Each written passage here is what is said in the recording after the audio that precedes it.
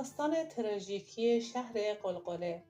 شهر غلغله به ساحه بزرگ و وسیع اطلاق می شود که به طرف جنوب تپه‌ای که مجسمه‌های بودای بامیان در آن قرار دارد واقع است.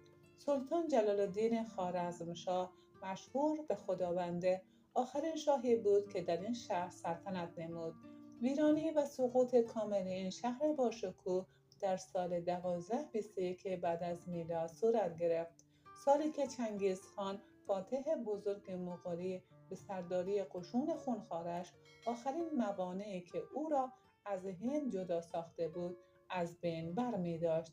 گویند که جلال الدین سلطان خوارزم شخص نرمدل و مهربان بود و ملت او که مشتمل بر زارعین و پیشه‌وران و تجار بودند زندگی آرام و راحتی داشتند. مردم بامیان از صمیم قلب شاه خود را احترام می‌نمودند و نسبت به او فداکار بودند. آخرین خانم شاه که بی‌حد زیبا و دوست داشتنی بود در این اواخر فوت نموده بود و فقط یک دختر از خود به یادگار گذاشته بود. گرچه جلال الدین چندین دختر داشت ولی هیچ کدام از آنها در مقایسه با لیلی خاتون نبودند. زیبایی خیره کننده و هوشیاری فوق‌العاده او و هم نفوذ بزرگی که بالای پدر تاجدار خود داشت برایش مقام خاصی بخشیده بود.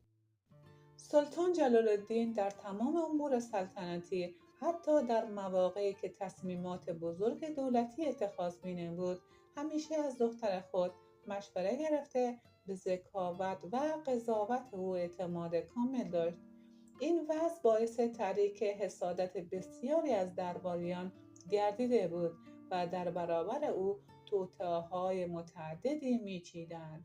ولی لیلی خاتون که دختر روشنبینی بود به خوبی می‌فهمید که آنها می‌خواهند او را از بین بردارند و او تمام نقشه‌های آنها را نقشه بر آب می‌نمود.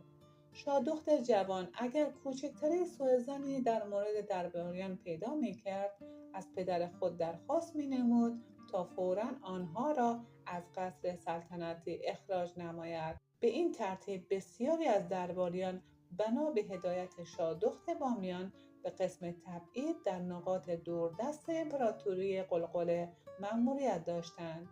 در داخل قصر شاهی همه نسبت به این دخترک بدبین بودند و به دسایس خود علیه او ادامه می‌دادند.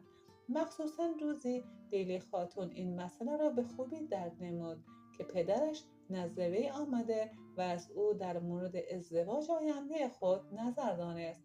او به هیچ وجه حاضر نبود تا این ازدواج صورت بگیرد، زیرا با آمدن ملکه جدید موقف خود را در خطر می‌دید. او می‌کوشید تا پدرش را از فکر ازدواج منصرف گرداند، مگر شاه در تصمیمش جدی بود. وقتی شاهدخت دانست که این مسئله چاره ناپذیر است و مخصوصاً اینکه پدرش بدون مشورت او به دربار غزنین برای خواستگاری از شاهدخت غزنوی افرادی را فرستاده است، با ناامیدی بزرگی روبرو شد. او به اتاق مخصوص خود رفته و خود را حبس نمود و در مورد اوضاعی که در حالت شکل گرفتن بود فکر نمود. ناگهان فکری در مغزش خطور کرد و بلافاصله پیامی به پدر خود سلطان جلال الدین فرستاد. او از پدرش خواست تا آن باغ زیبایی را که شاه در مواقع تعثر در آنجا پناه میبرد و آن را با دقت و کوشش زیاد اعمار نموده است به او واگذار نموده و در آنجا برایش پناهگاهی آباد گردانند تا بدین وسیله او خود را از امور دربار به دور نگه دارد. سلطان بزرگ خوارزم جلال الدین خدابنده برای اینکه به این وسیله بتواند سوء تفاهم و کدورتی که بین او و دخترش رونما گردیده بود رفع کند، بلافاصله به درخواست لیلی خاتون جواب مثبت داده و باغ بزرگ خود را به او می‌سپارد.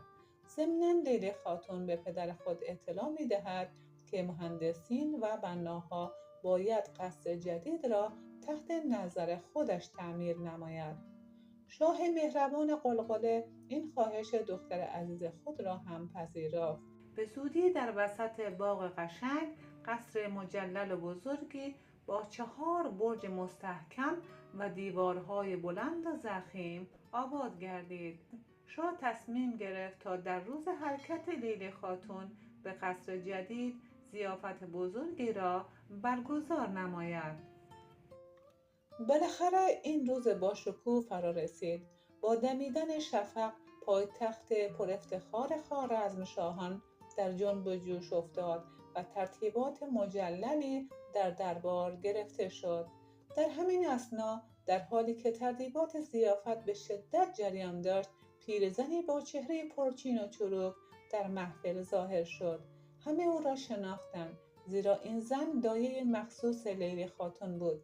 زنی بود که حتی از سلطان جلال الدین هم زیادتر به روحیات دخترک مغرور آشنایی داشت. او به همه اطلاع داد که لیلی خاتون دفعتاً بیمار شده است و حالش خوب نیست. خبر ناجوری شادخت بامیان به سرعت در همه جا پیچیده و به گوش شاه رسید. جلال الدین با اضطراب به طرف اتاق دخترش حرکت نمود. او وارد خوابگاه دختر خود گردید. وقتی که چشمان جلال الدین با دیدگان از حدقه بیرون آمده دختر جوان مقابل گردید، تأثیر دردناکی بر قلب این پدر پرمهر و محبت نشست. سلطان بزرگوار خوارزم مقام عالی خود را در مقابل مهر فرزندی از یاد برده نزدیک بستر دختر خود زانو زد. شاه که از مریضی نابهنگام دختر عزیز خود شدیداً رنج می‌برد، توسط جارچی‌ها اعلام داشت که انتقال شادخت به قلعه دختر به تعویق افتاده است. تمام حکیمان و طبیبان کشور را بر بالین دختر بیمار خود جمع نموده و آنها از صبح تا شام در خوابگاه شادخت فعالیت می نمودند. ولی متاسفانه با وجود تمام تلاش‌ها و کوشش‌ها، کوچکترین تغییری در حالت بیماری لیلی خاتون رخ نمی‌داد. به این ترتیب روزها گذشت و یک روز لیلی خاتون که از تنهایی و مریضی به کلی ناامید شده بود، از پدر خود درخواست نمود تا برایش اجازه داده شود که به قصر خود منتقل گردد و گریه کنان به پدر رنج دیده خود گفت: در حالت من هیچ تغییر رخ نمی‌دهد. من محکوم به بدبختی میباشم. پس چرا از قصر جدید خود استفاده نکنم؟ سرسبزی و زیبایی قلعه دختر استراحت خاصی به من خواهد داد و از پنجره‌های بلند آن مناظر دلگشای اطراف را دیده و لذت خواهم برد. می‌دانم که دیر زمانی در آنجا نخواهم پایید. لیلی خاتون به صورت خاص به قصر جدید خود منتقل گردید. روزها به روی یکی از بلند برنده‌های قلعه خود می‌نشست و از آنجا دورنمای حصار و مناظر اطراف را نظاره می‌نمود. ساعتها چشمان زیبا و ناامید خود را به قصر پدر خود، جایی که بهترین ایام زندگی خود را در آنجا گذرانیده بود، می‌دوخت. جلال الدین دیگر مانند گذشته از او درباره تصمیمات دولتی مشوره نمی‌گرفت، زیرا می‌دانست که عقل و ذهنیت دخترش صدمه دیده است. دختر جوان دور از همه در قصر مخصوص خود تنها می‌زیست. در یکی از اوایل روزهای بهاری، مردی روحانی به همراه 7 نفر از مریدان خود فاصله بزرگ هرات تا بامیان را طی نموده و در دره بامیان مستقر گردیدند. اهالی بامیان افراد مریض خود را جهت شفا دادن به نزد او می آوردند و آنها به قدرت خداوند شفا می یافتند. آوازه کرامت‌های مرد روحانی به سرعت در تمام دره پیچیده و به گوش شاه رسید. سلطان جلال الدین با وجود مخالفت شدید درباریان خود تصمیم گرفت شخصاً به ملاقات مرد خارق‌العاده برود. وقتی که سلطان جلال الدین به محل اقامت مرد روحانی رسید، او بلافاصله شاه را به طرف راست خود نشاند. هنوز سلطان خوارزم عرض حال خود را ننموده بود که یکی از سواران حصار غلغله غرق در خال و عرق خود را به شاه رسانیده و خبر شفای غیرمنتظر شادخت را اعلام نمود.